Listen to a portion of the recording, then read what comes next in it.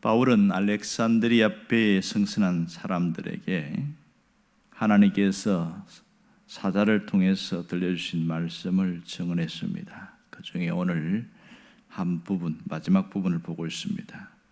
오늘 우리가 주목할 것은 나는 내게 말씀하신 그대로 되리라, 하나님을 믿노라, 이 말씀입니다. 안심하라 하는 말씀으로 22절에서 시작했던 이 바울이 다시 25절에서 안심하라 이렇게 반복을 하고 있습니다. 그런 다음에 자신의 신앙에 대한 고백을 하고 있는 부분이 끝으로 맺고 있습니다. 나는 하나님을 믿노라 이 말씀을 하고 있는데, 이것이 지금 바울이 이렇게 말하고 있을 때가 어떤 상황이냐는 겁니다. 폭풍우가 잠잠해졌을 때일까요? 아니면 계속 휘몰아칠 때입니까? 후자가 맞겠지요. 죽음의 광풍이 몰아치는 그 순간 바울도 모든 사람도 이제 두려워하고 있는 그때에 여전히 바울이 일어났습니다. 모두가 절망의 커튼이 가려진 채 미래의 희망의 창이 차단된 상황 속에서 바울이 분연히 일어났던 겁니다. 오늘 나는 하나님을 믿노라 이렇게 이야기했을 때에, 그러면 하나님을 믿는다는 게 무슨 말이냐는 것이죠. 여기서 자기 신념이나 자기 체면이 아니냐 이렇게 물어볼 수도 있습니다. 또는 적극적인 사고방식이나 긍정적인 마음, 그런 것이 아닌가 이렇게 물을 수도 있는 거죠. 그럼 바울이 하나님을 믿는다는 것은 무슨 뜻이냐 하는 겁니다. 그것은 그의 믿음은 자기 신념이나 어떤 자기 최면도 아니었습니다. 또한 적극적인 사고방식이나 긍정적인 마음가짐 그런 것도 아니었습니다. 바울에게 믿음의 대상은 오직 하나님이셨던 것이죠. 자신과는 본질적으로 다른 자기 밖에서 계시하시는, 말씀하시는 그 하나님, 그리고 자기 임하시는 하나님을 믿었다는 것을 알 수 있습니다. 어떤 사람들은 하나님에 대해서 믿는다고 하는데 순수하게 하나님이 말씀하신 대로 믿기보다는 무언가가 포장되어서 믿는 경우가 많습니다. 예를 들어서 이런 거죠. 성경에 보면 내게 능력 주시는 자 안에서 내가 모든 것을 할 수 있느니라. 이 참 좋은 말씀인데 어떤 분의 얘기를 들어보면 그것이 순수한 하나님의 말씀을 믿는 것이 아니고 자기 신념과 어떤 적극적인 사고방식이 투영되어 있는 경우가 많이 봤어요. 그래서 나는 할 수 있다, 나는 뭐든지 할 수 있다, 여기에 방점을 찍는 거죠. 내가 모든 것을 할 수 있느니라. 그런 것이 된 사람들을 보면서 이것은 믿음이 아니다 이런 걸 보게 되는 거죠. 그것은 자기 신념일 가능성이 많습니다. 여기에서 핵심은 내게 능력 주시는 자 안에서라는 말입니다. 그게 강조점인데 뒷부분에다가 무게를 실는 사람들이 있습니다. 그러므로 누가 능력을 주냐? 하나님이시 모두 하신다. 이 부분, 이런 것들이 있어야 하는데 사람들은 여기에서 올바르게 말씀을 자기 방식대로 받아들이고 있는 분들도 있더라는 거죠. 자, 여기서 하나님의 말씀하신 그대로 되리라고 믿는다는 것은 하나님을 온전히 믿는다, 하나님의 말씀을 전적으로 믿는다, 그런 뜻입니다. 전적으로 믿고 전적으로 받아들이는 그 믿음을 말하고 있습니다. 자, 그러면 여기서 지금 내게 말씀하신 그대로 되리라고 하나님을 믿노라 했을 때에 바울이 믿는 하나님은 어떤 하나님이냐는 것이죠. 유라굴라 강풍 속에서 거기에서 이렇게 당당하게 선언하는 그 모습에서 바울이 믿는 하나님은 어떤 하나님이야? 그래서 오늘 성경에서 증언해 주고 있습니다. 그 앞에 있는 23절과 24절에 보면 분명히 나옵니다.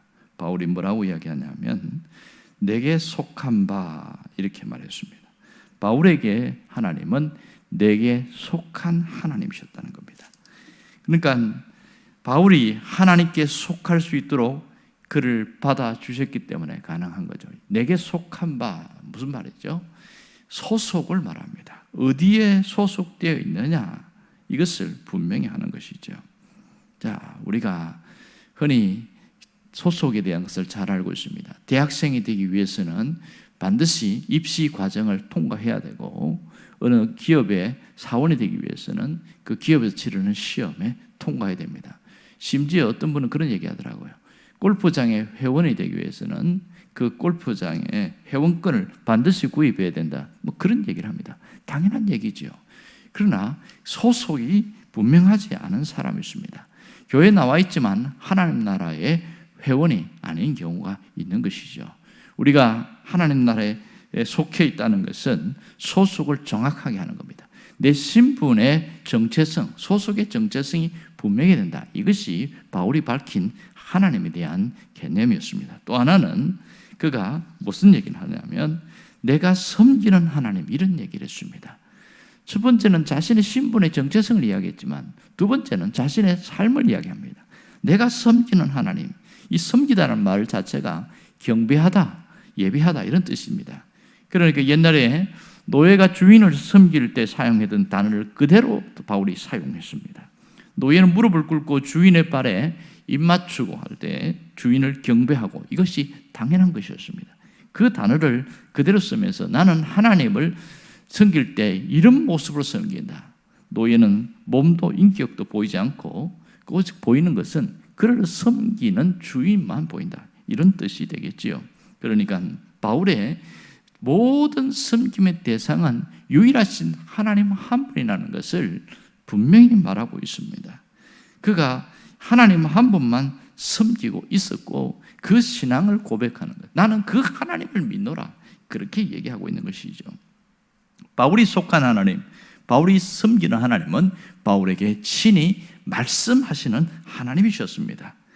하나님은 바울에게 수도 없이 찾아오셔서 말씀하셨는데 때로는 오늘 아주 잔잔한 그런 봄날 같은 그런 따스한 햇빛 같은 그런 날에 또 찾아오셨고 오늘같이 해도 별도 없는 죽음의 광풍 속에서도 찾아오신 그렇게 말씀하신 하나님이셨다. 그 얘기를 하고 있습니다. 그러니까 지금 나는 하나님을 믿노라 할 때 그것은 바울에게 찾아오셔서 말씀하신 하나님을 믿는다는 뜻입니다. 바울에게 무슨 얘기를 했습니까? 제일 먼저 한 말이 바울아 두려워하지 말라 그랬거든요. 왜 두려워하지 말라고 그랬어요? 자신도 이 상황 속에서 두려움이 밀려왔던 것이죠. 야, 이렇게 하다가 죽을 수도 있다는 것을 그는 몸소 느끼고 있습니다. 왜냐하면 1, 2, 3차 전도 여행에서 한 번도 이런 광풍을 맞이한 적이 없습니다. 이 어마어마한 광풍 속에서는 끝났다는 느낌 모두가 들 만큼 위험한 상황이었습니다. 그 속에서 두려워하지 말라 그 말씀을 그대로 받아들이는 겁니다. 그러고 난 다음에 그는 분연히 일어났습니다.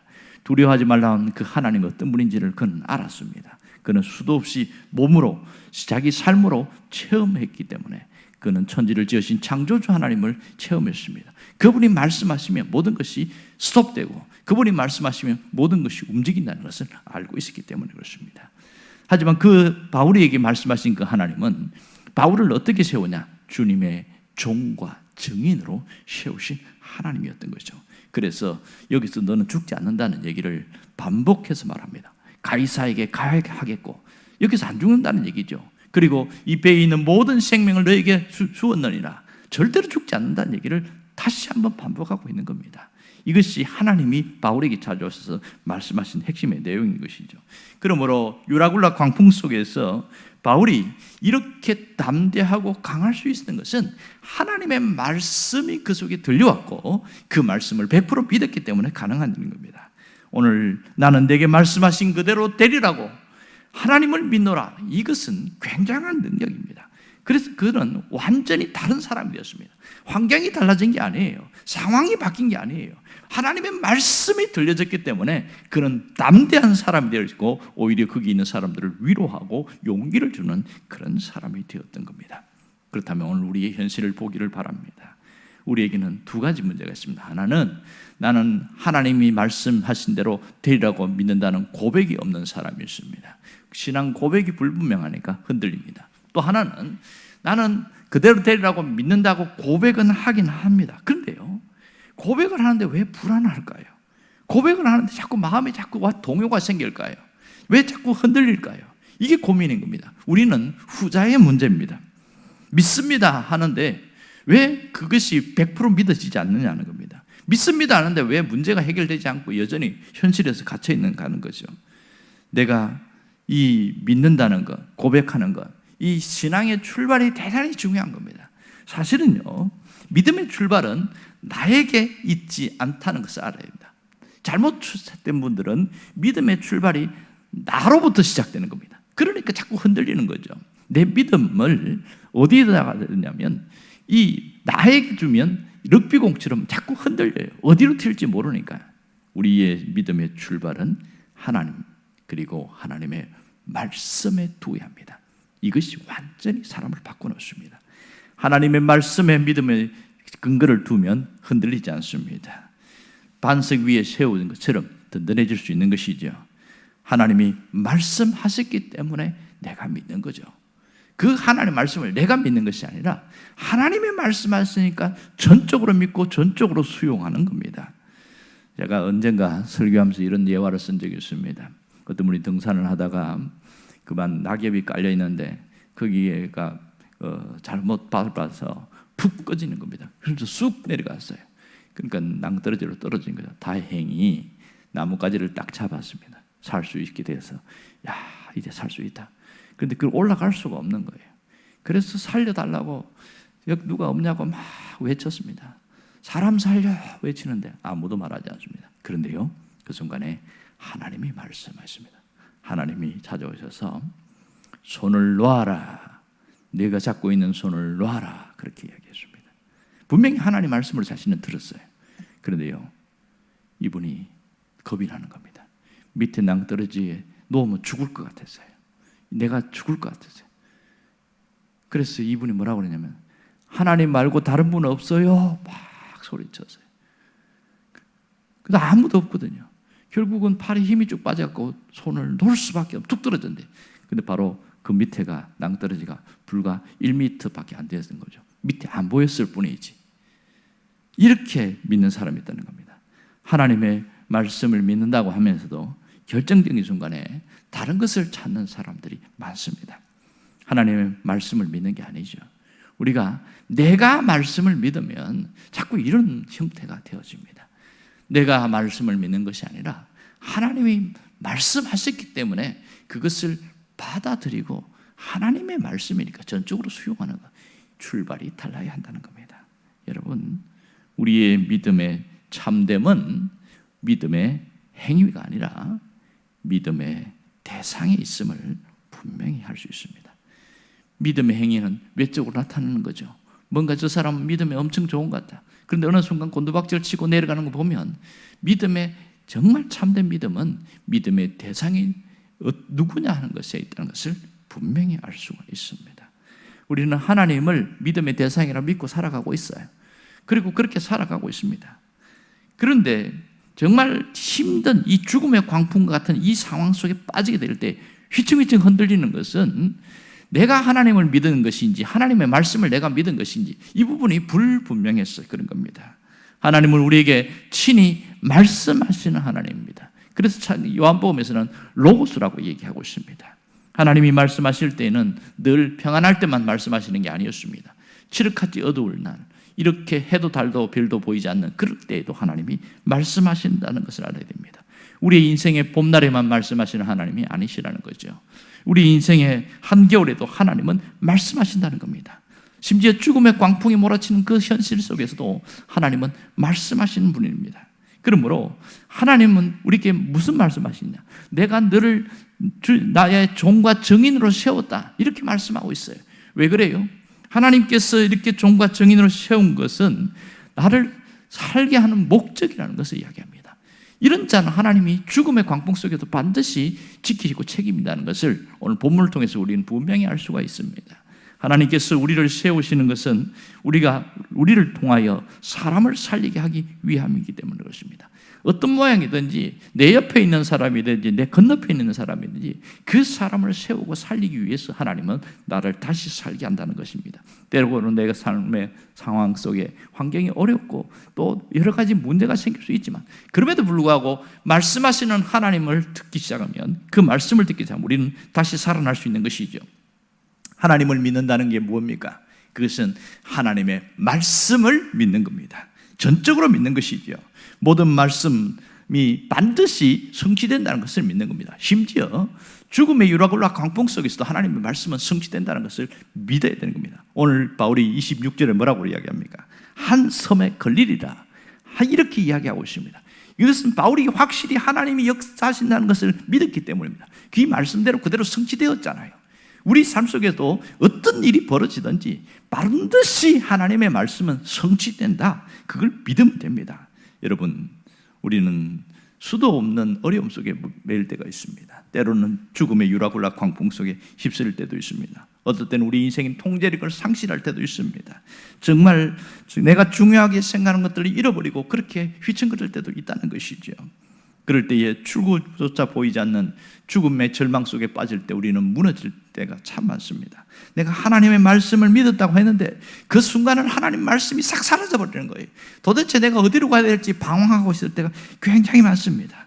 하지만 하나님의 말씀이 있는 사람, 다시 말해서 가슴 속에 말씀이 있는 사람, 말씀의 꽃이 핀 그 사람에게는요, 지금 광풍 속에 있다고 할지라도 그것이 죽음의 광풍이 아니라 생명의 폭풍이라는 사실을 잊지 않기를 바랍니다. 왜냐하면 하나님이 살아계시기 때문에 그렇습니다. 하나님이 역사하시기 때문에 그렇습니다.